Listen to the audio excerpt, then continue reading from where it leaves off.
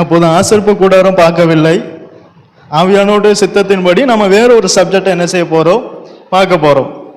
இந்த உலகத்துல அநேகருக்கு ஆடு மேய்ப்பதற்கு என்ன இருக்கு, ஆடு வளர்க்க என்ன இருக்கு, விருப்பம் இருக்கு. மாடு வளர்ப்பதற்கும் விருப்பம் இருக்கு.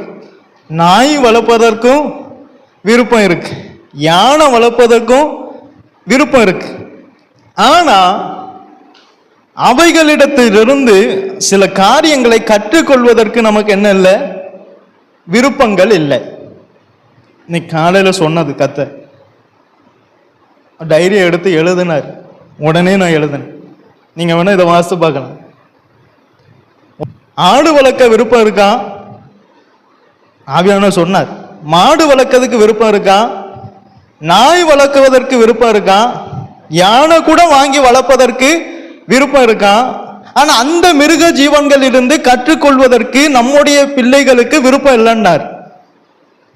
ஏன்னா அது நம்முடைய நிறைவை அல்ல, நம்முடைய குறைவை சுட்டி காட்டுகிறது. அநேகருக்கு மற்றவர்கள் குறைவை சுட்டி காட்பது விருப்பமா இருக்கிறதை தவிர தன்னுடைய குறைவை உணருவதற்கு என்ன இல்லை, விருப்பம் இல்லை. இந்த குணம் எப்போ மாறுதோ அப்போதுதான் நாம் அநேக காரியங்களை கற்றுக்கொள்ள முடியும். இன்னைக்கு காலையில தெளிவா சொன்னார். ஆடு வளர்ப்பதற்கு நம்ம பிள்ளைகளுக்கு என்ன இருக்கு, விருப்பம் இருக்கு. நாய் வளர்ப்பதற்கும் விருப்பம் இருக்கு. ஆனா அந்த மிருக ஜீவன்களிலிருந்து கற்றுக்கொள்வதற்கு விருப்பம் இல்லை. ஏன்னா அது என்ன காட்டுது, நம்முடைய குறைவை சுட்டி காட்டுது. இப்ப எத்தனை பேருக்கு தங்களுடைய குறைவை சுட்டி காட்டினா ஏற்றுக்கொள்ளக்கூடிய விருப்பம் இருக்கு?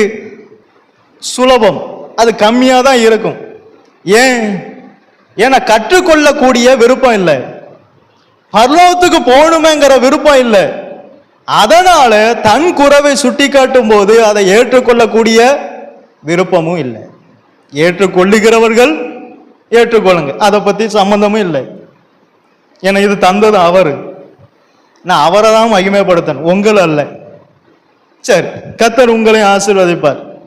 அப்ப இன்னைக்கு நாம படிக்க போறது, இது எத்தனை நாள் போகுங்கிறது தெரியாது. இன்னைக்கு நாம படிக்க போறது சில மிருகங்களிடமிருந்து நாம கற்றுக்கொள்ள போகிறோம். இந்த குணத்தை மாத்தினா நாம கற்றுக்கொள்ளலாம்.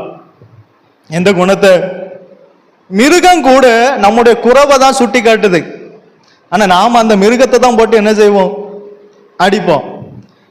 ஆனா அம்புட்டு குறை எங்க தான் இருக்கு, நம்மகிட்ட தான் இருக்கு. ஆனா மிருகத்தை போட்டு என்ன செய்வோம், போ அங்க போ இங்க போன்னு கம்ப வச்சு அடிப்போம். ஆனா அது நம்முடைய குறைவை சுட்டி காட்டுகிறது. அதாவது பிள்ளையாமும் கழுதையும் போச்சு. கழுதை கூட நல்லா இருந்திருக்கு, பிள்ளையாம்கிட்ட என்ன இருந்திருக்கு, குறை இருந்திருக்கு. கழுதை வாய கத்த திறந்தார், என்ன செஞ்சார்? அப்ப அவனுக்கு என்ன இல்லை, என்ன இல்லை, கற்றுக்கொள்ளணுங்கிற விருப்பம் இல்லை. ஒருவன் கற்றுக்கொள்ளணுங்கிற விருப்பம் இருந்தால் முதலாவது இந்த குணத்தை அவன் மாத்தணும்.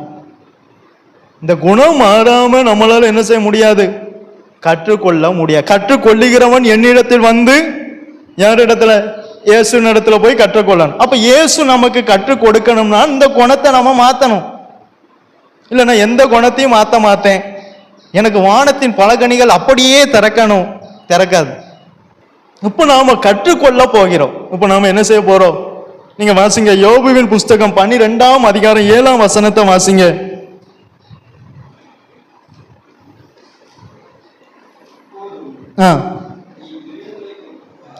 இப்போதும் நீ மிருகங்களை கேட்டுப்பார், அவைகள் உனக்கு போதிக்கும், ஆகாயத்து பறவைகளை கேள், அவைகள் உனக்கு அறிவிக்கும். கர்த்தர் நேர எங்க சொல்லுதார்னா, நீ என்கிட்ட வராத, உனக்குரிய எல்லா போதனையும் என்கிட்ட இல்லை, உன் கூட இருக்கிற மிருக ஜீவன்களுக்குள்ளேயே உனக்கு வேண்டிய போதனையை நான் என்ன செஞ்சிருக்கேன், வச்சிருக்கேன். அதெல்லாம் நீ மிருகத்தை கேட்டுப்பார், அவைகள் உனக்கு என்ன செய்யும், போதிக்கும். ஆகாயத்து பறவைகளை கேள், அவைகள் உனக்கு என்ன செய்யும், அறிவிக்கும். அப்ப நமக்கு வேண்டிய போதனை எங்க இருக்கு? கொஞ்சம் நமக்கு வேண்டிய போதனை கொஞ்சம் எங்கேயும் இருக்கு. நம்ம வீட்டில் வளர்க்கிற மிருகங்களிடமும் இருக்கு. அதிலிருந்தும் நாம சில காரியத்தை கற்றுக்கொள்ளணும். புரியுதா? ஒருவேளை ஆடு வளர்க்கலாம், மாடு வளர்க்கலாம், நாய் கூட வளர்க்கலாம். ஆனா அதுல எல்லாம் நாம கற்றுக்கொள்ளக்கூடிய பாடங்கள் உள்ள இருக்கான். யோபு சொல்றார், இப்போ நீ போய் மிருகங்களை கேட்டு பார், அவைகள் உனக்கு போதிக்கும். அப்ப நமக்கு வேண்டிய போதனை எங்க இருக்கு? மிருகங்களுக்குள்ள இருக்கு. இப்போ நீங்க ஆதியாகமம் 6ஆம் அதிகாரம் 18ஆம் வசனம் முதல் 20ஆம் வசனம் வரை வாசிங்க. ஜாதி ஜாதியான பறவைகளிலும் ஜாதி ஜாதியான மிருகங்களிலும் பூமியில் உள்ள சகல ஜாதி ஜாதியான ஊரும் பிராணிகளிலும் வகை ஒன்றுக்கு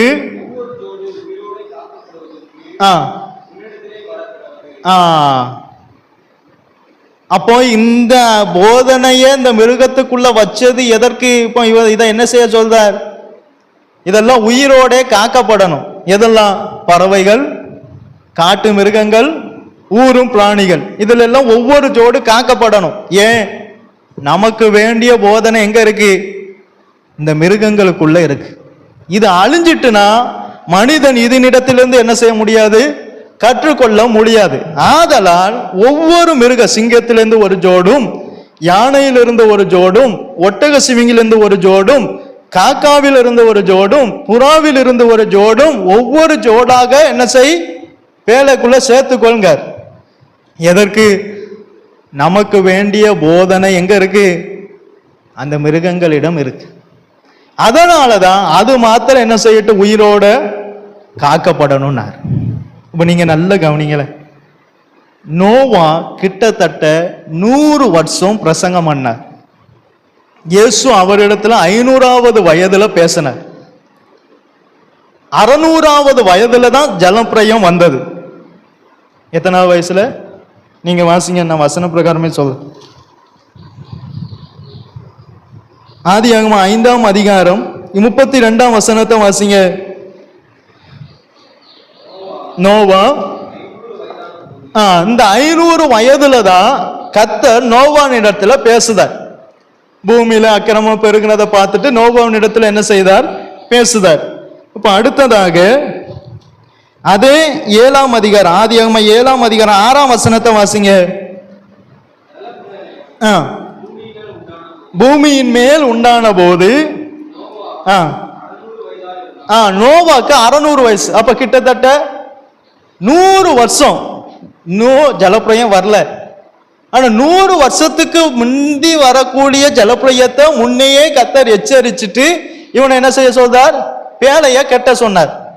பேழைய கட்ட சொன்னது யாருக்கு? ஆனா அவன் 100 வருஷம் பிரசங்கம் பண்ணது யாருக்கு? அப்ப கர்த்தர் அன்னைக்கே முடிவு பண்ணிட்டார். இன்னைக்கு இவன் பேழைய கெட்ட தொடங்கும் போதே சொல்லிட்டார். பாருங்க என்ன சொன்னாரு, வாசிங்க.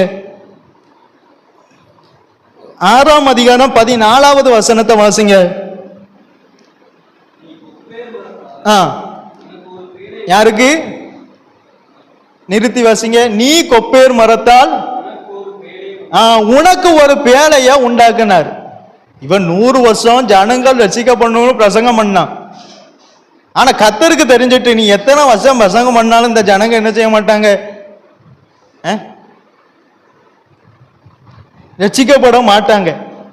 எப்போ? கர்த்தருக்கு முன்னே தெரிஞ்சிட்டு. அதனால நீ ஒன்னே ஒண்ணு செஞ்சிரு, உனக்கு ஒரு பேழை என்ன செஞ்சிரு? உண்டாக்கிரு. ஏன்னா இவன் 100 வருஷம் பிரசங்கம் பண்ண போறான். தொண்டை தண்ணியெல்லாம் வத்தும், ஒருத்தனும் கேட்கவும் மாட்டான், மனபாரங்கள் அதிகமாகும். அதனால நீ பேசாம என்ன செய்? ஒரு பேழைய உனக்கு உண்டாக்கிரு. அப்ப இயேசுக்கு முன்னே என்ன செஞ்சிட்டு தெரிஞ்சிட்டு 100 வருஷம் ஆனாலும் இவங்க என்ன செய்ய மாட்டாங்க? ரட்சிக்கப்படவே மாட்டாங்கன்னு தெரிஞ்சிட்டு. இதுல இருந்து நானும் ஒரு சில பாடத்தை கத்துக்கிட்டேன்.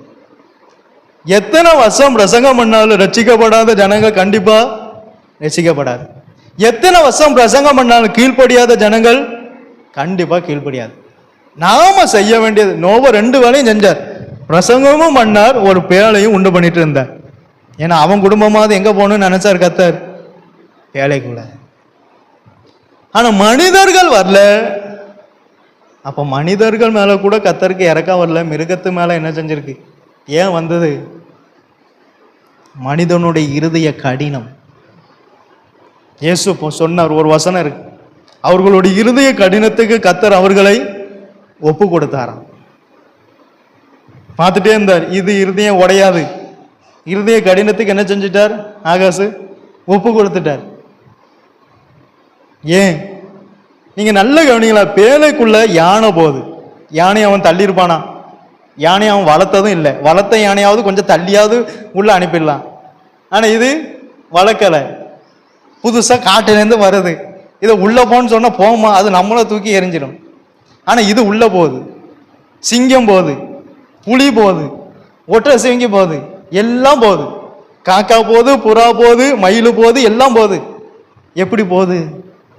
அதான் நமக்கு வேண்டிய போதனை அதுக்குள்ள வச்சிருக்க. ஜனங்க பார்க்காங்க, இது எல்லாம் போகுது. சுவிசேஷத்தை கேட்ட ஜனங்கள், நோவாவினுடைய பிரசங்கத்தை கேட்ட ஜனங்கள் பார்க்காங்க, இத்தனை மிருகம் உள்ள போகுது. இவன் பைத்தியக்காரன் போல. ஜலப்பிரயம் 100 வருஷம் கழிச்சு வரப்போற ஜெயப்பிரயத்துக்கு இப்பவே இவன் என்ன செய்ய சொன்னார்? பேழையை உண்டாக்க சொல்லிட்டார் பாருங்க. அப்போ நம்ம சிலர் சொல்லுவாங்க, கத்தர் வருவாங்க, ஒருத்தர் என்ன செய்ய மாட்டேங்க. ஆனா ஆயத்தப்படுகிறவன் ஆயத்தப்படுத்திட்டே இருந்தான். ஆயத்தப்படுத்தி இருந்தவன் ஆயத்தப்படுத்திக்கிட்டே இருந்தான். தினமும் பேழையை செஞ்சுக்கிட்டே இருந்தான், ஆயத்தப்படுத்திக்கிட்டே இருந்தான். இயேசு ஒரு நாள் வந்தார், கதவை சாத்திட்டார். சாவி யார் கையில இருந்தது? பேழைக்கு. ஏன்னா இவன் கையில கொடுத்தா அவன் பாவம், இவன் பாவம்னு இவன் என்ன செய்வான்? திறந்து விட்டுருவான். ஜலமும் உள்ள வந்துடும். கடைசியில் இவனையும் காக்க முடியாது, மற்றவனையும் காக்க முடியாது. நம்ம அப்படித்தான், நம்ம சும்மா இருக்க மாட்டோம் பாருங்க. அது என் தம்பி, அவன் வெளியே நிற்கான், சாவி எடு, தர, அவனை உள்ள விடு. அதுக்குள்ள ஜலம் வந்துடும். அங்கே என் மாமா போறாரு, அடிச்சுட்டு போறாரு, அவரை கூப்பிடு, சாவியை தர. அதான் கத்தர் பார்த்தார், இவனை கதவை அடைச்சிட்டு சாவி அவர் வச்சுக்கிட்டார். ஏன்னா இவனை நம்ப முடியாது. இவன் சும்மாவே 100 வருஷம் பிரசங்கம் பண்ணிட்டான். அந்த பிரசங்கம் பண்ண பாரத்தில் இவன் என்ன செஞ்சிருவான்? எவனையாவது உள்ள இழுத்துருவான். அதனால இது ஒப்பேறாது, சாவியை நானே வச்சுக்கதான்னு வச்சுக்கிட்டார். நான் ஏன் இதை சொல்ல வரோம்னா, கொஞ்சம் யோசிங்களேன். மிருகங்கள் போச்சு, ஆனா ஒரு மனிதர்கள் கூட போகல. பிரசங்கம் கேட்டாங்க. பிரசங்கம் கேட்டதுனால பரலோகம்லாம் கிடையாது. பிரசங்கத்துக்கு கீழ்ப்படிஞ்சாதான் பரலோகம். பலியை பார்க்கிலும் அதுதான் உத்தமம். அதனால்தான் இந்த மிருகத்தை உள்ள அனுப்புனார். ஏன்னா இதுக்குள்ள இருக்கிற கீழ்ப்படிதல் யார்கிட்ட இல்லை? மிருகத்திடம் இல்லை, மனிதனிடம் இல்லை, யானைகிட்ட இருக்கு. யானைக்கு மதம் முடிச்சா என்ன ஆகும்? ஆனா அதுகிட்ட கூட ஒரு கீழ்ப்படிதல் இருக்கு. சிங்கம் கடிச்சுதான் என்ன ஆகும்? ஆனா அதுக்குள்ள கூட ஒரு கீழ்ப்படிதல் இருக்கு. ஆனா இங்க 100 வருஷம் ஐயா வா, பேழைய கத்தர் செய்ய சொல்லிட்டார், என்னையும் எச்சரிச்சிட்டார். ஒரு ஜலப்பிரயம் வரப்போகுது, உள்ள வாப்பா, கத்தருடைய வருகை நெருங்கிட்டு வாப்பான்னு அன்பாக கூட்டாலும் வராது, கடிந்து கொண்டு கூட்டாலும் வரமாட்டுக்கு. கத்தரான முன்னையே தெரிஞ்சிட்டு கத்தருக்கு இந்த ஜனங்களுடைய அக்கிரமம் பெருகிட்டு, இது இருதய கடினமுள்ள ஜனம், அதனால உனக்கு ஒரு பேழையை நீ உண்டு பண்ணிரு. ஆனா நோவா தான் பார்த்தார், நான் மாத்திரம் போகக்கூடாது, எல்லாரும் என்ன செய்யணும்? வரணும்னு நினைச்சார். முடியல. 100 வருஷம் பிரசங்கம் பண்ணார். இங்க 3 வருஷம் பிரசங்கத்துக்கே, ஒரு நாள் பிரசங்கத்துக்கே ரிசல்ட் வர மாட்டேங்குன்னு கவலைப்படுதோம். 100 வருஷம் பிரசங்கம் பண்ணவருக்கு எவ்வளவு வேதனை இருந்திருக்கும் சொல்லுங்களேன். ஒரு நாள் பிரசங்கம் பண்ணிட்டு அந்த ரிசல்ட்டை பார்க்க முடியலன்னு அப்படி வேதனை இருக்கு. ஆனா 100 வருஷம் பிரசங்கம் பண்ணார், அவருக்கு இவ்வளவு. அப்ப அவங்க சேர்த்தாங்க. இப்ப நல்ல கவனிங்க, பிரசங்கம் கேட்டாங்க, உள்ள வரல, நல்ல ஆஸ்தியை சேர்த்தாங்க. அது எங்க போச்சு? ஐயா அதுக்காக தானே ஓடுனாங்க. ஆனா அது பேழைக்குள்ள கொண்டு வரலையே, அது அவங்கள ரட்சிக்கலையே, அது அவங்கள தேவன் பக்கம் திருப்பலையே. எது மட்டும் திருப்பிச்சு? நம்ம சுவாபம் தான் நம்மளை தேவனிடத்துல திருப்பும். நம்ம கீழ்ப்படியாத வரைக்கும் நான் சும்மா நிக்கிறால வடக்க நிக்கிறால தெக்கையாவது நிற்பிடலாம். மனசை எப்படி திருப்ப முடியும்? இப்போ நான் இங்க வடக்க நின்னா யாராவது ஒருத்தர் வந்து என்ன செஞ்சிடலாம், தெக்க திருப்பிடலாம். மனசை எப்படி திருப்ப முடியும்? திருப்ப முடியல. அதான் அழிந்து போகிற மனுஷன் மிருகங்களுக்கு ஒப்பாக இருக்கான். இத்தனைக்கும் பிரசங்கத்தை கேட்டவங்க 100 வருஷமாவது ஒருத்தராவது ரட்சிக்கப்பட்டிருக்கலாமா இல்லையா? ஒரு வருஷத்துல அந்த பிரசங்கத்தை கேட்டவங்க இத்தனைக்கும் அவர் தேவனோடு சஞ்சரிச்சவர், நீதிமான், உத்தமர். அப்படிப்பட்டவர் பிரசங்கம் பண்ணும் போது ஒருத்தர் உள்ளவும் திறக்கப்படலை, ஒருத்தரும் இருதயத்தை விட்டு கொடுக்கல. காரணம் என்ன? இருதய கடினம். நான் யோசித்தேன், நமக்கு ஒரு நாள் பிரசங்கம் மட்டும் ஒரு ரிசல்ட்டை பார்க்கறதுக்கு எவ்வளோ வேதனையாக இருக்குது. ஆனால் ஒரு 100 வருஷம் பிரசங்கம் பண்ணார். இத்தனைக்கும் கொப்பையின் மரத்தால் பேலையும் கட்டிட்டு இருக்கணும், அது இயேசு சொன்ன மாதிரியே செய்யணும். எவ்வளவு கஷ்டம், எவ்வளவு வேதனையை சுமந்திருப்பார், எவ்வளவு பாரத்தை சுமந்திருப்பார். அதனால்தான் நோவாவின் கண்களில் கர்த்தருக்கு கிருபை கிடைச்சது. யாரு கண்களில் நம்ம கிருபை கிடைக்க இல்லையோ, கர்த்தர் கண்களில் கிருபை கிடைச்சா போதும், நமக்கு பரலோகம் கன்ஃபார்ம், கண்டிப்பா. ஆனா என்ன செய்யணும்? ஆதியாகமத்திலே நமக்கு வச்சிட்டார் போதனைய மிருகத்துக்குள்ள. மனுஷங்கள்லாம் பார்க்காங்க இதெல்லாம் உள்ள போகுது. காரணம் மனுஷனுக்கு 6 அறிவு. அந்த 6ஆம் அறிவு தான் அவனுக்கு எல்லாம் ஆயிட்டு வினையாவே மாறிட்டு. உண்மைதான், மிருகங்களுக்கு 5 தான். இந்த 6ஆம் அறிவு இருக்கு பத்தியெல்லாம், அது என்ன தெரியுமா செய்யும்? நான் நல்லா தானே இருக்கேன். எது 6ஆம் அறிவு என்ன சொல்லும்? இந்த 5 அறிவை கூட அப்படியே கேட்டுட்டு என்ன செஞ்சுட்டு உள்ள போயிட்டு 6ஆம் அறிவு என்ன யோசிக்கி? இயேசு உண்மையை நமக்கு ஒரு அறிவு கூட்டினதான் தப்பு. உண்மைங்க. நான் உங்களெல்லாம் சொல்லலை, நீங்க ரொம்ப நல்லவங்க, நான் பிரசங்கத்தான் வந்தேன், நீங்க பட்டுக்கு என்ன அறிவு இல்லாதவன் சொல்லிட்டார் அப்படின்ற கூடாது. உண்மை அது. மிருகத்துக்கு 5 அறிவு தான், அதுக்கு இத்தனைக்கு ஆத்மா கிடையாது, மண்ணுக்கு தான் போகுது. ஆனா அதுக்குள்ள கீழ்ப்படிதல் இருக்கு. நமக்கு ஆத்மா இருக்கு, நல்ல சட்டை தந்திருக்கார், நல்ல ஃபேனு தந்திருக்கார், நல்ல முடிய தந்திருக்கார், நல்ல கையை தந்திருக்கார், நல்ல காலை தந்திருக்கார். ஆனா என்ன இல்லை? கீழ்ப்படிதல் இல்லை. ஆத்மா மீட்பு மிகவும் அருமையானது, ஒருவனாலும் அதை மீட்டுக்கொள்ள முடியாதே, மீட்கும் பொருளை கொடுக்கவும் கூடாதே. அவங்க ஐஸ்வர்யத்தை சேர்த்தாங்க, பிரசங்கத்தை கேட்டாங்க, இவருக்கு வேற வேலை இல்லைன்னு அவங்க பாட்டுக்கு என்ன செஞ்சாங்க? அவங்க வேலையை பார்த்துட்டு இருந்தாங்க. இவன் ரோட்டில் நின்று வேலைக்கு வெளியே நின்று பிரசங்கம் வந்தார் 100 வருஷம். அவங்க பார்த்தாங்க இவனுக்கு வேற வேலை இல்லை, இவன் பாட்டுக்கு கத்தர் வருவார் கத்தர் வருவாருங்க. கத்தர் என்ன செய்ய மாட்டாரு? வரமாட்டா. இவனை நம்பி நாமளும் என்ன செஞ்சிடக்கூடாது? வேலைக்குள்ள போக வேண்டாம், நம்ம வேலையை நாம பார்ப்போம். அவர் பாட்டுக்கு அங்கே உள்ள உட்காந்து என்ன செஞ்சுட்டு இருப்பாரு? கத்திட்டு கிடப்பாரு அப்படின்னு நினைச்சாங்க. கடைசியில் நோவா உள்ள இருந்தாங்க, ஜனங்கள்லாம் மிதந்தாங்க, ஆத்துமா நஷ்டப்பட்டுச்சு. எத்தனை ஆத்துமா மிதந்திருக்கும்? இதை கேட்கும்போது நமக்கே அழுகாது, உன் சிருஷ்டித்தவருக்கு எவ்வளோ வேதனை இருக்கும். எத்தனை ஆத்துமா மிதந்திருக்கும் ஜலப்பிரயத்தில். நோவா பார்த்துருப்பாரு, கண்ணீர் வடிச்சிருப்பார். 100 வருஷம் நான் சொன்னேனே, இப்படி யாரும் கேட்காம இப்படி மிதக்கேங்களேன்னு வரிச்சிருப்பாரு. மழையே முக்கிட்டு அந்த அளவுக்கு ஜலப்பிரயம். எவ்வளோ வருத்தப்பட்டிருப்பார், எவ்வளோ வேதனைப்பட்டிருப்பார். இது மூலம் நம்ம நிறைய பாடத்தை கற்றுக்கொள்ளலாம். யோனாவை ஒரு மீனுக்குள்ள போட்டார், மீனுக்கு கட்டளை இட்டார். மீன் என்ன செஞ்சது? கரையில போய் என்ன செஞ்சது? கீழ்ப்படிஞ்சது. யாருக்கு? கர்த்தருக்கு. அது உடனே செய்து பாருங்க. ஏன்னா அவர் எனக்கு கையை தந்தாதான் எனக்கு ஆகாரம். அது யாருக்கு தெரியுது? திமிங்கலத்துக்கு தெரியும். அதனால அவர் என்ன சொல்றாரோ நான் அப்படியே செஞ்சிடணும். அப்பதான் எனக்கு அவர் கையை திறப்பார். அவர் என்ன நன்மையினால திருப்தியாக்குவார்.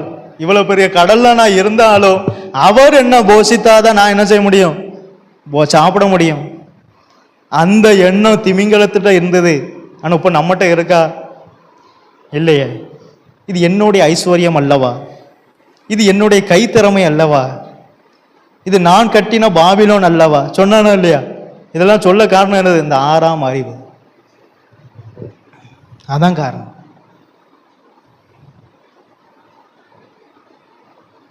நூறு வருஷம் பிரசங்கம் பண்ணியே ரிசல்ட்டை பார்க்கல. நாமங்க 3 வருஷம் பிரசங்கம் பண்ணிட்டு ரிசல்ட்டை பார்த்தா எங்க கிடைக்கும்? நான் அப்படிதான் நினைச்சேன். கடைசியில் ஒருத்தரும் உள்ள வரல. பிரசங்கம் கேட்டவங்க நீதியை பிரசங்கித்தவனாகிய நோவான்னு சொல்லப்பட்டிருக்கு. பிரசங்கம் கேட்டவங்க ஒருத்தரும் உள்ள வரல. நீ என்ன செய்யல, நாங்க பாட்டுக்கு என்ன செய்தோம், எங்க வேலையை நாங்க பார்க்கோம். உனக்கும் வேற வேலை இல்லை, கத்தருக்கும் வேற வேலை இல்லைன்னு வேலையை பார்த்தாங்க. அந்த வேலையும் அவங்கள காப்பாத்தலை. அவங்க வச்சிருந்த வீடும் அவங்கள காப்பாத்தலை. அவங்க சேர்த்து வச்ச சம்பாத்தியமும் அவங்கள காப்பாத்தலை.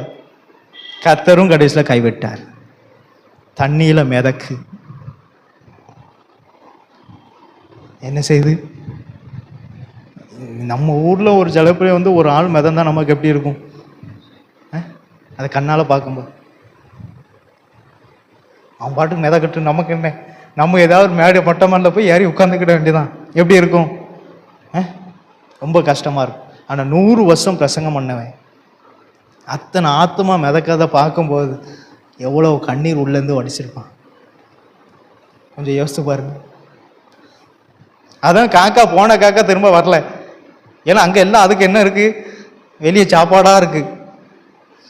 கத்தருக்கு கீழ்பஞ்சனால அதுக்கு கூட 1000 கணக்கில் சாப்பாடை கொடுக்காரு பாருங்க. எதுக்கு? அது என்ன செஞ்சது? கத்தருக்கு கீழ்பஞ்சு பேலைக்குள்ள வந்தது. ஆனா கத்தர் அதுக்கு அத்தனை கணக்குல ஆகாரம் வச்சிருக்காரு. நான் திரும்பவும் சொல்றேன், நம்ம கையில தான் கத்தருக்கு வேண்டிய ஆசீர்வாதம் இருக்கு. நாம கீழ்ப்படிஞ்சா கத்தர் நம்மளை ஆசீர்வதிப்பார். இல்ல நான் கீழ்ப்படிய மாட்டேன், இப்படிதான் இருப்பேன்னா ஆசீர்வாதம் வராது. வசன பிரகாரம் நான் சொல்றேன். நீங்களே யோசிச்சு பாருங்க. காக்கா கத்தருக்கு கீழ்ப்படிஞ்சு பேலைக்குள்ள போச்சு. ஆனா அது வெளியே போனோன்னு எத்தனை ஆகாரம் இருந்தது அதுக்கு? எத்தனை பேர் இது ஆகாரமா இருந்திருப்பாங்க அதுக்கு? அவ்வளவு ஆகாரம் கொடுத்தது யாரு? கத்தர். ஏன்? அது பேலைக்குள்ள வந்தது. மீனுக்கு கட்டளை இட்டார். அதனால்தான் இன்னும் மீன் கத்தரை நோக்கி பார்த்தா கத்தர் கையை திறப்பார். ஏன் தெரியுமா? அது கீழ்ப்படிஞ்சிச்சு. நாம எதுவுமே செய்யாம கத்தர் என்ன ஆசீர்வதிக்கணும், எப்படிங்க வரும்? கொஞ்சம் யோசிங்களேன். அது யோசிக்கவே மாட்டேங்க. அதை தான் நான் சொல்றேன். அது யோசிக்கவே மாட்டேங்க. நம்ம எல்லாம் செஞ்ச மாதிரியும் கத்தர் நமக்கு எதுவுமே செய்யாத மாதிரியும் தான் நம்ம கத்தரை சொல்றோம். நாம ஒண்ணுமே செய்யல. ஃபர்ஸ்ட் அதெல்லாம் செஞ்சனே. கத்தர் என்ன எதிர்பார்க்காரோ அதை செய்யணும். அது நமக்கு தான் தெரியணும். கத்தர் என்ன எதிர்பார்க்கார்? முதலாவது தேவனுடைய ராஜ்யத்தையும் அதை தேடுதோமா? தேவனுக்கு முதஸ்தானம் கொடுத்தோமா? அதை யோசிங்களேன். அது அந்த காதிலே ஏறாது பாருங்க. உண்மைதான்.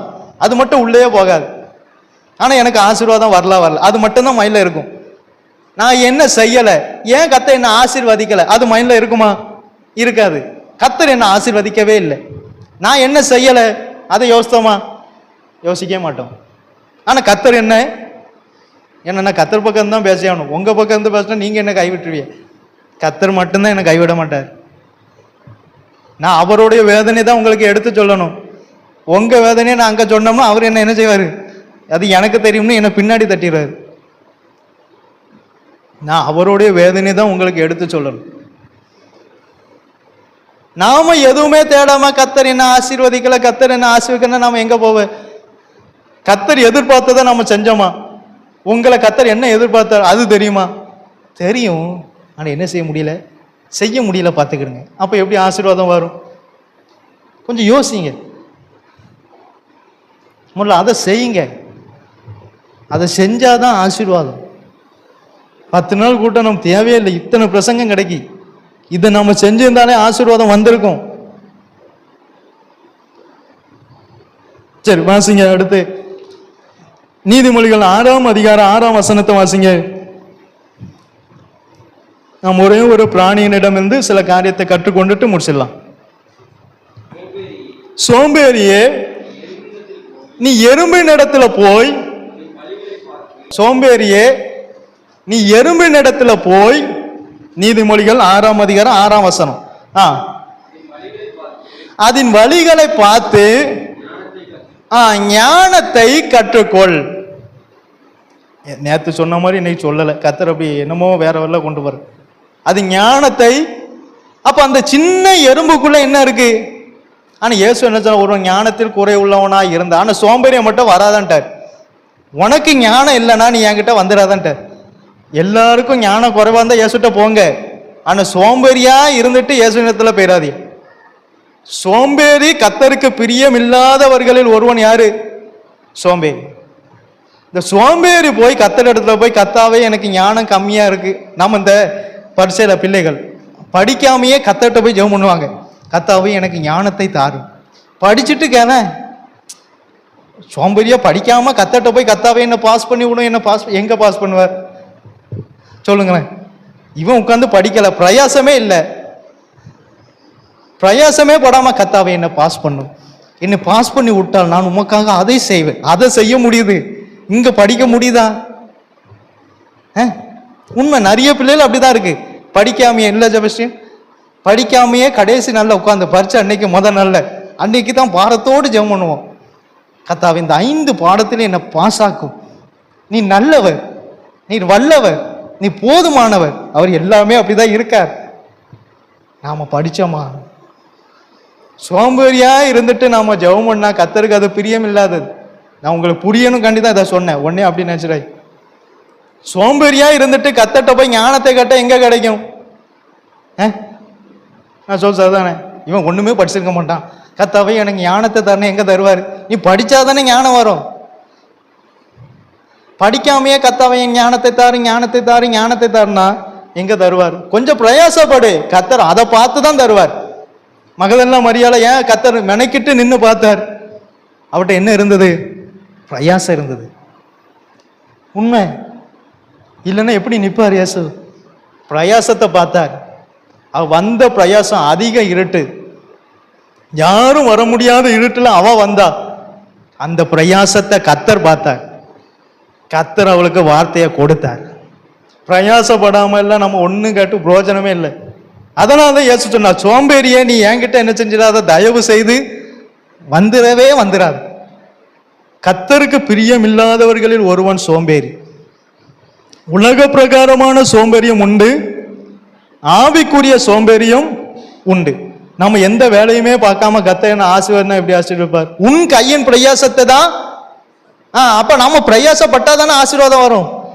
பிரயாசமே படாம கத்தாவே வானத்தின் பலகணிகளை திறந்து என்னங்க இயேசு வசனத்தை பாருங்க, உன் கையின் பிரயாசத்தை நீ அப்ப பிரயாசமே இல்லாம எப்படி சாப்பிடுவார்?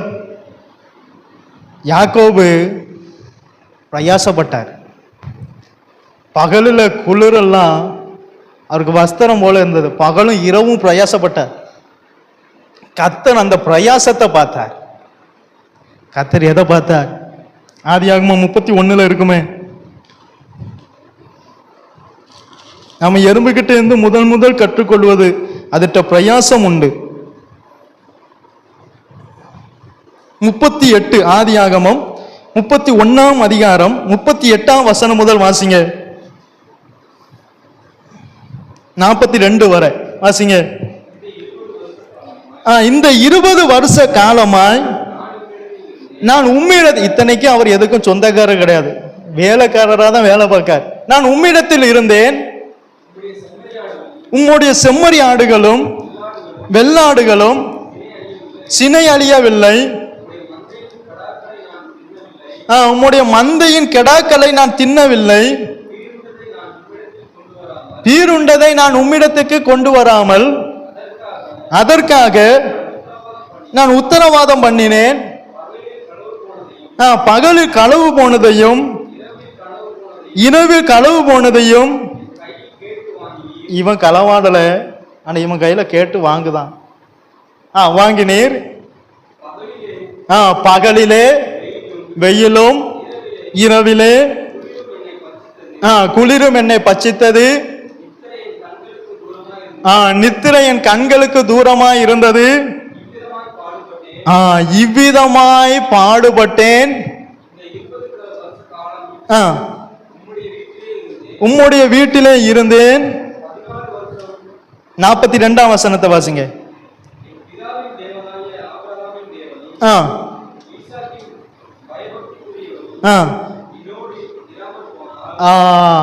அவன் கையின் பிரயாசத்துக்கு எத்தனை பேர் அந்த ஆசீர்வாதத்தை தடை பண்ணாலும் அந்த ஆசீர்வாதத்தை அவன் கையில வந்து கொடுத்தது யாரு? அந்த தேவன் என்னோடு இராமல் போனால் நீர் இப்பொழுது என்னை என் தேவன் என் சிறுமையையும் கையின் பிரயாசத்தையும் பார்த்து. இயேசு எதை பார்க்க? கையும் படுகிற பிரயாசத்தை பார்க்க. நீ உன் வேலையில படுகிற பிரயாசத்தை பார்த்து தான் கர்த்தர் உன்னை ஆசீர்வதிப்பார். யாக்கோபு ஆசீர்வதித்தது யாரு? அவர் என்னோடு இராமல் போனால். யாக்கோபு நினைக்காம பாருங்க, இவ்வளவு ஆசீர்வாதம் வந்தது காரணம் யாரு? அவர் என்னோடு இராமல் போனால். தேவனை முன்னிட்டு பேசுகிறார். அவர் என்னோடு இராமல் போனால் அவனின் சிறுமையையும் என் கையின் பிரயாசத்தையும் அவர் பார்த்திருக்க மாட்டார். அவர் அதெல்லாம் பார்த்து என்னை ஆசீர்வதிச்சார். இப்போது எனக்கு இருக்கிற ஆடுகளும் இந்த மாடு இவ்வளவு கழுதைகளும் கிடைக்க காரணம் யாரு? நான் கையின் பிரயாசத்துக்கு தகுந்தால் போல கர்த்தர் ஆசீர்வதித்த ஆசீர்வாதம். அவர் தூங்கலை. பகலில வெயில் அவனை பட்சித்தது, இரவுல குளிர் அவனை பட்சித்தது. ஆனா பிரயாசப்பட்டான். ஆனா என்ன செஞ்சான்? பிரயாசப்பட்டான். எஜமான் இவனுடைய சம்பளத்தை 10 முறை மாத்துதான், கொடுக்க கூடாதுன்னு. ஆனா இவன்கிட்ட பிரயாசம் குறையல. இவன்கிட்ட என்ன குறையல? பிரயாசம் குறையல. அப்ப இவன் எப்படி இருந்திருக்கான்? சோம்பேறியா இருந்திருக்கானா? சுறுசுறுப்புள்ளவனா இருந்திருக்கானா? அப்ப நீங்க எறும்பை பாருங்க, எவ்வளவு சுறுசுறுப்பா இருக்கும். பார்த்துருக்கீங்களா? பார்த்துருக்கீங்களா? அந்த எறும்பு அந்த ஒரே லைன்ல தான் போகும். இல்லை ஏதாவது கொஞ்சம் எறும்பு இப்படி போகுமா? ஒரே லைன்ல தான் போகும். இடுக்கமும் நெருக்கமுமான வழியில தான் நாமளும் போகணும். இடுக்கமும் எவ்வளவு வழி இருக்கு அதுக்கு. ஆனா அது ஏதாவது வழியில போதா? போன வழியில தான் போகும். இடுக்கமும் ஒரே வழி, நானே வழியும் சத்தியமும், அந்த வழியில தான் நாம போகும். அந்த வழியில தான் எறும்பும் போகும். இல்லை இந்த வேறு வழியாய் பிரவேசித்தேன், அதெல்லாம் உண்டு. யோவான் 10 வேறு வழியாய் பிரவேசிக்கிறவர்கள் கள்ளரும் கொள்ளைக்காரரும். ஒரே வழியில போகணும், ஒரே வாசல் தான். அந்த வாசல் வழியா தான் போகணும். எத்தனை வாசல்? அது நானே வாசல். யாரு? இயேசு. நீங்க எங்க இனிப்பு இருந்தாலும் அங்க என்ன இருக்கும்? நீங்க எத்தனை சாப்பிஸ் போடுங்க, எறும்பு சாகும். ஆனா அதை இன்னைக்கு வரைக்கும் கொல்ல முடியுதா? எங்கேயாவது எறும்பை பார்க்காம இருக்க முடியுதா? எந்த வீட்லையாவது எறும்பு இல்லாம இருக்கா? அதுக்கு என்னெல்லாமோ மருந்து தயார் பண்ணிட்டான்.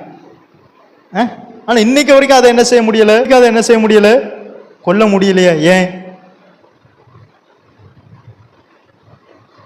ஏன்? அதுகிட்ட என்ன இருக்கு? பிரயாசம். ஒரு ஆகாரம் அங்க இருந்தா அங்க ஒரு எறும்பு எறும்பெல்லாம் என்ன செய்யும்? அங்க போயிரும். இப்ப இதே ஆவிக்குரிய ரீதியா சொல்லுது. இப்போ ஒரு ஆத்மா ஒரு இடத்துல இருக்கு. யாராவது ஒருத்தர் ஃபோன் பண்ணி, ஏக்கா இங்க ஒரு ஆத்மா இருக்கு, நீங்க வாங்க, நாம போய் பார்ப்போம், பார்த்து கொஞ்சம் ஜெபம் பண்ணுவோம், அந்த அக்கா நிறைய பிரச்சனையில இருக்காங்க, நாம போய் அவங்களுக்கு ஆறுதல் சொல்லுவோம், அப்படி யாராவது செய்வோமா? அப்படி நீங்க வரக்கா எனக்கே இங்கே ஏன்பாடு பெரிய பாடாக இருக்குது. நீங்கள் வேணால் போங்க, நான் வேணால் அடுத்த வாரம். ஆனால் அந்த எறும்பை இப்போ நீங்கள் ஒரு எறும்பை பாருங்களேன், ஒரு எறும்பு அரிசி தூக்கிட்டு வரும், எதுத்தாலும் ஒரு எறும்பு வரும், என்ன செய்யும்? இவன் தூக்கிட்டு வந்தா எனக்கு என்ன, நான் பாட்டுக்கு என் வேலையை, அப்படி போகுமா? போகாது. அது என்ன செய்யும்? அப்போ எறும்புட்ட என்ன இருக்கு? ஐக்கியம் இருக்கு. முதலாவது எறும்பு சுறுசுறுப்போடு இருக்கு. ரெண்டாவது எறும்பு ஆகாரத்தை தேடி போகுது. எதை தேடி? ஆத்துமாக்களை. அது ஊழியம் செய்ய போகிறதுனால தான் அதை எதாலையும் கொல்ல முடியல. அது எதை தேடி போகுது? ஆகாரத்தை தேடி போகுது. அதனால தான் நீங்க என்ன பொடியை போட்டாலும் என்னத்தை போட்டாலும் அது என்ன செய்ய மாட்டேக்கு, இன்னும் சாக மாட்டேக்கு. காரணம் அது ஆகாரத்தை தேடி போகுது. இதே போல நம்ம எதை தேடி போகணும்?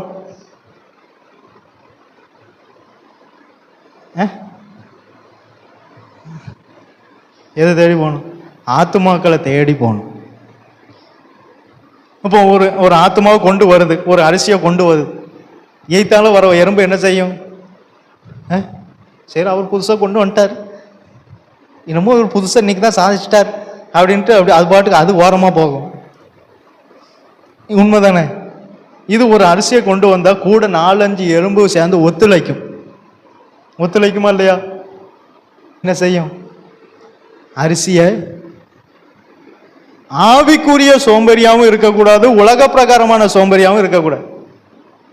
ஜெபம் பண்ணுவதில் ஒரு சோம்பேறித்தனம், வேதம் வாசிக்கிறதுல ஒரு சோம்பேறித்தனம், உபவாசம் இருக்கிறதுல ஒரு சோம்பேறித்தனம், சபைக்கு போவதில் ஒரு சோம்பேறித்தனம், ஊழியத்துக்கு போவதில் ஒரு சோம்பேறித்தனம்.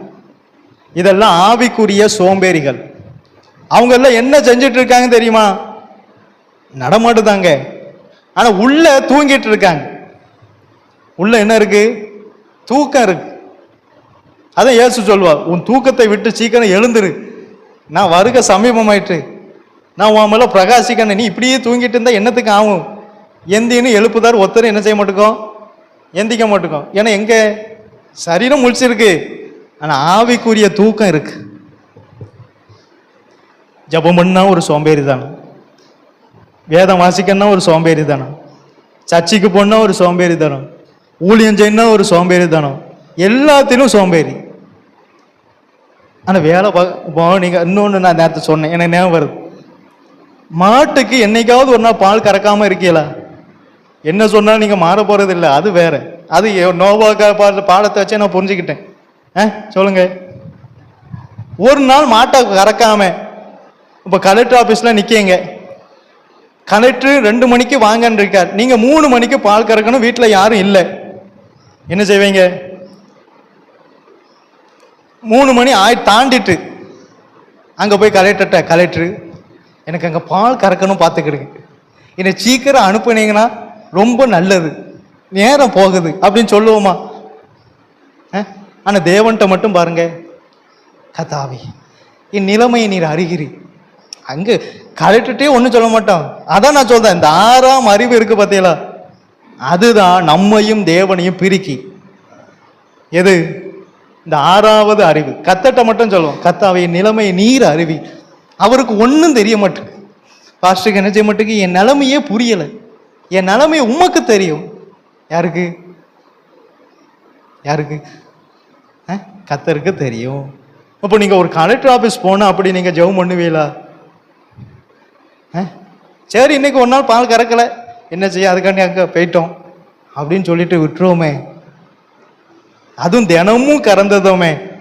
இங்க 3 நாள் கூட்டத்துக்கு ஐயா வாங்க, அம்மா இன்னும் ஒரே ஒரு காரியம் தான் செய்யல, வெத்தலை பாக்க வச்சு என்ன செய்யல, மற்றபடி எல்லாம் கூப்பிட்டாச்சு. உண்மைதான், ஐயா வாங்க அம்மா வாங்கன்னு கூப்பிட்டாலும் என்ன செய்யல, வரமாட்டுக்காம. கொஞ்சம் யோசிங்கண்ணே. இப்போ ஒரு ஆஸ்பத்திரிக்கு போயிட்டோம், நேரம் ஆயிட்டு, அன்னைக்கு கறக்க முடியுமா? பக்கத்து வீட்டில் கிடப்பே, எப்போ அந்த மாடை மட்டும் கறந்துக்குன்னா கறப்பானா? சொல்லுங்க. ஆனால் சர்ச்சைக்கு மட்டும் எப்படி இல்லாமோ ஏமாத்துதான் பாருங்க.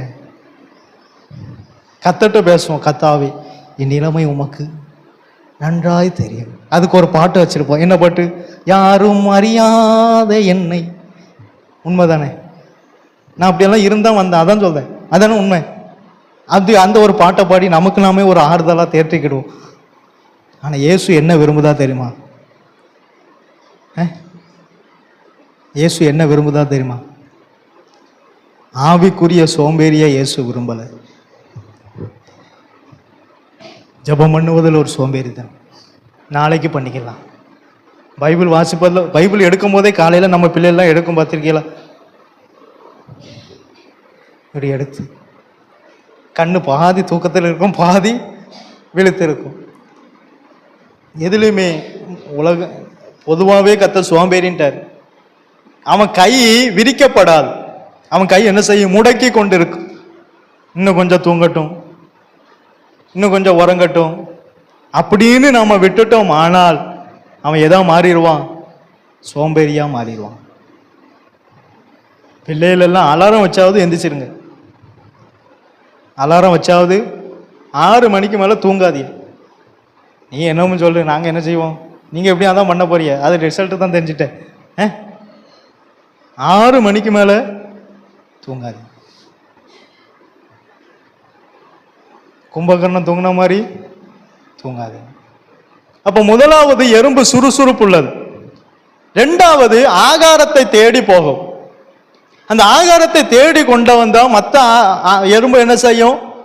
ஒத்துழைக்கும். இப்போ ஒரு ஆத்மா வருது. நான் ஒரே ஒரு ஆளை தான் பார்த்துருக்கேன். அந்த அண்ணன் வந்தாங்க, முத்துக்குட்டி அண்ணன் மட்டும்தான் அந்த அண்ணன்ட்ட பேசிட்டு இருந்ததை நான் பார்த்துருக்கேன்.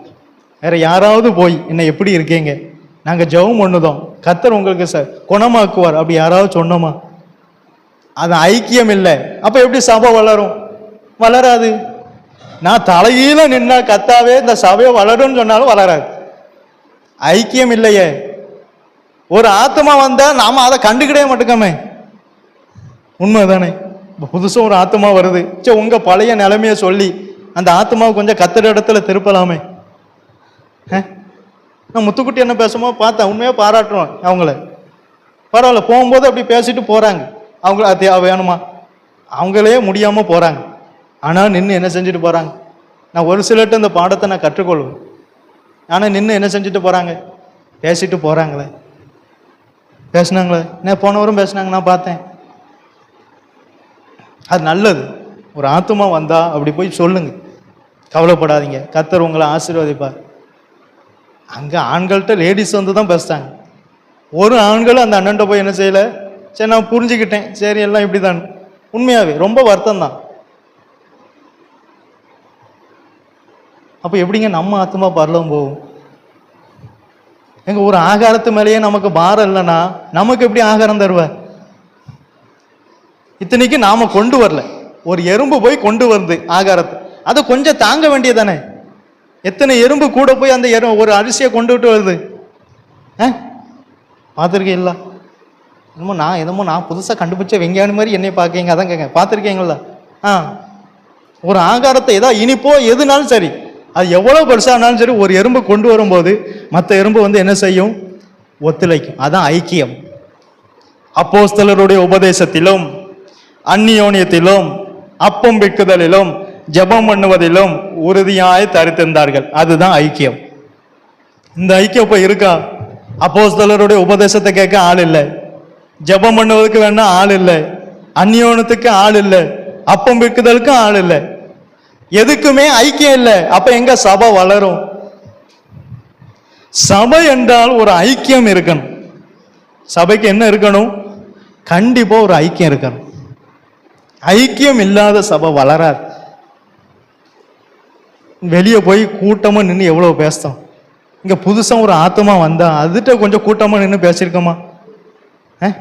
கொஞ்சம் யோசிங்களேன். நீங்க உதவி பண்ணீங்க, அவங்களுக்கு சாப்பாடு வாங்கி கொடுக்கீங்க, அது நல்லது, அதை நான் பாராட்டுவேன், அதை நான் சொல்லலை, அதை நான் உண்மையாக பாராட்டுவேன்.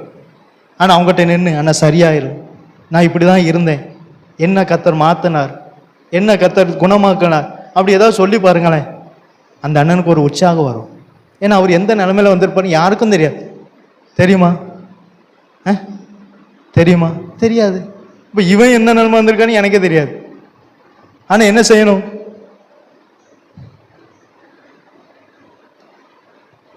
சரி, அவங்களுக்கு ஜெபம் பண்ணணுமா? யாராவது ஜெபம் பண்ணீங்கன்னு சொல்லுங்க, ஏன்னா எனக்கு தெரியாது, அதனால தான் கேட்குறேன். சரி, இப்படி ஒரு ஆத்மா வந்திருக்கு கத்தாவே, அந்த அண்ணனே குணமா, அப்படி யாராவது ஜெபம் பண்ணீங்களா? நீங்க சொல்லலைன்னா எனக்கு எப்படிங்க தெரியும்?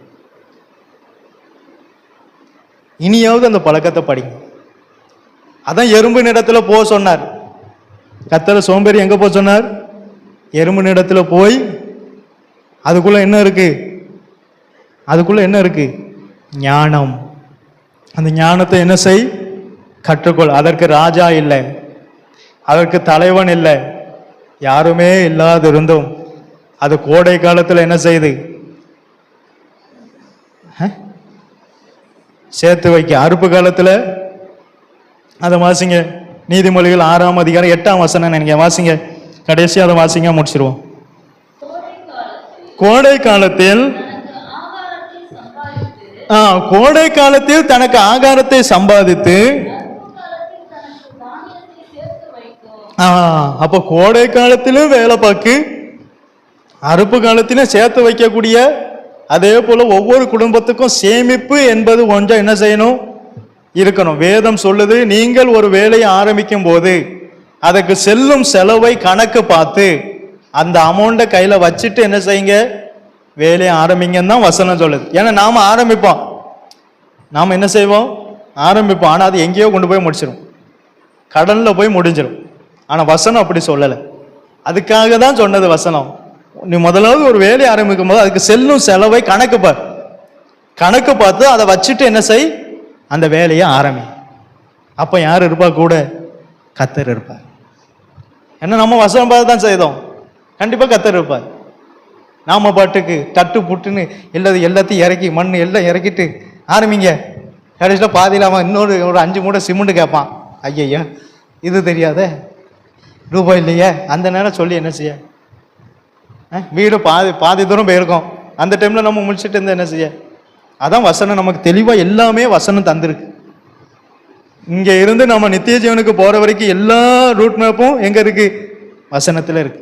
அதை நீங்க அதை பிரகாரம் செய்யுங்க, கண்டிப்பா கர்த்தர் உங்க கூட இருப்பார். நீ செய்வது எல்லாவற்றையும் அவர் வாய்க்க பண்ணுவார், ஆசீர்வதிப்பார். காரணம் என்ன? அவன் செஞ்சது எதன் பிரகாரம்? வசன பிரகாரம். சேமிப்பு என்பது இருக்கணும். கோடை காலத்திலையும் கர்த்தருக்காக ஊழியம் செய்யணும், மழை காலத்திலையும் கர்த்தருக்காக ஊழியம் செய்யணும். நான் அது மூலம் அதான் கத்துக்கிட்டேன். அது கோடை வெயிலையும் பார்க்கல, மழை காலங்கிறதையும் பார்க்கல, 2 காலத்தையும் அது சுறுசுறுப்புள்ளதாக தான் இருக்கு. கோடை காலத்திலும் அதான் யார்? யாக்கோபு சொன்னார், பகலிலே வெயிலும் இரவிலே குளிரும் என்ன செஞ்சது? பட்சித்தது. கோடை காலமும் பார்க்க கூடாது, மழை காலமும் பார்க்க கூடாது. கர்த்தருக்காக என்ன செய்யணும்? ஊழியம், ஏதாவது ஒரு ஊழியத்தை செஞ்சுட்டே இருங்க கர்த்தருக்காக. இல்லை பாஸ்டர் பார்ப்பார், கர்த்தருக்காக என்ன செய்யுங்க? செய்யுங்க. கர்த்தர் உங்களை என்ன செய்வார்? ஆசீர்வாதம். நான் திரும்பவும் சொல்றேன், இதுல இருந்து நமக்கு நிறைய பாடத்தை கற்று தந்திருக்கேன். 2 விதமான சோம்பேறியாவும் இருக்காதீங்க. வேலைக்குள்ள மிருகம் கூட போயிற்று, மனிதர்கள் போகலை, அப்படி இருந்துடாதீங்க. தயவாய் சொல்லு, 100 வருஷம் பிரசங்கம் பண்ணார், 100 வருஷம் பிரசங்கத்தை கேட்டு ஒருத்தரும் சபைக்கு வரல. அப்படி இருந்துடாதீங்க. ஆஸ்திய சேர்த்தாங்க, யார் வாரிக்கொள்வான் என்பதை அறியான், விருதாவாகவே சஞ்சலப்பட்டாங்க. கடைசியில் அவங்க எல்லாம் மிதந்தாங்க. அவங்க வீடு மிதந்தது, அவங்க சேர்த்து வச்ச எல்லா பணமும் மிதந்தது, அவங்களும் மிதந்தாங்க. புரிஞ்சுதா? அப்படி இருந்துடாதீங்க. நான் சொல்றது இப்போ உங்களுக்கு தெரியாது. நோவா 100 வருஷம் பிரசங்கம் பண்ணது நோவாக்கு, அவங்களுக்கு 100 வருஷமும் தெரிஞ்சிருக்காது. எப்போ தெரிஞ்சிருக்கும்? ஜலம் புரியம் வந்ததே அப்பந்தான் உணர்ந்திருப்பாங்க. ஐயையோ போகாம விட்டுட்டோமே, அந்த பேழைக்குள்ள போயிருந்தா நாங்க என்ன செஞ்சிருக்கலாம்? ஜலப்பிரியத்துக்கு தப்பிச்சிருக்கலாமேன்னு நினைச்சிருப்பாங்க. அப்போ உணர்ந்து ஒரு பிரயோஜனமும் இல்லை, அப்போ உணர்ந்து ஒரு பிரயோஜனமும் இல்லை. இதுவே அனுக்கிரகத்தின் காலம், இதுவே இரட்சணிய நாள். இன்றைக்கு உனக்கு கிடைத்த இந்த நாளிலாகிலும் உன் சமாதானத்துக்கு ஏற்றவைகளை நீ அறிந்திருந்தாய், ஆனால் உனக்கு நலமாயிருக்கும். ஒரு நாளையும் விட்டுறாதீங்க.